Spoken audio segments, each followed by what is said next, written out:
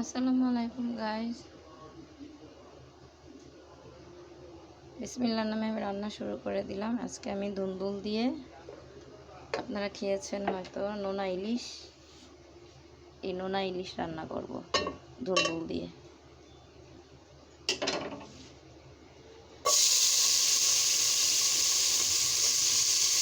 বেশি করে পেঁয়াজ দিয়ে দিলাম।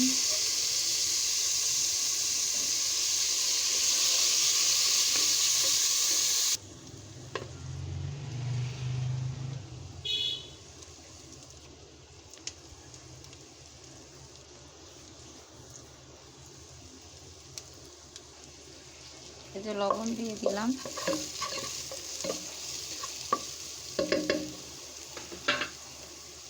এবার আমি মরিচের গুঁড়া, তারপরে দিয়ে দিলাম হলুদের গুঁড়া, দিয়ে দিলাম এই যে রাঁধুনি মাংসের মশলার গুঁড়া। এবার একটু আদা রসুন বাটা দিয়ে দিব। এই যে দিয়ে দিলাম, দেখুন আদা রসুন বাটা।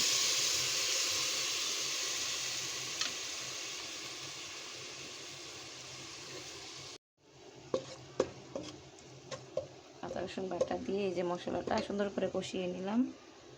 এবার এর মধ্যেই দেখুন আমি নোনা ইলিশ দিয়ে দিচ্ছি। নোনা ইলিশ সুন্দর করে বাজার থেকে এনে কেটে গরম পানি দিয়ে ধুয়ে নিয়েছি।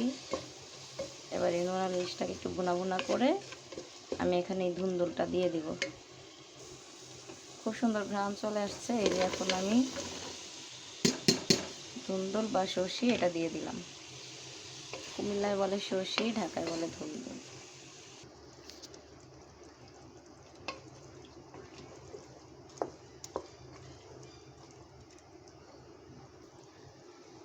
গাইস দেখুন আমার হয়ে গেছে দুন্দুল দিয়ে নোনা ইলিশের তরকারি।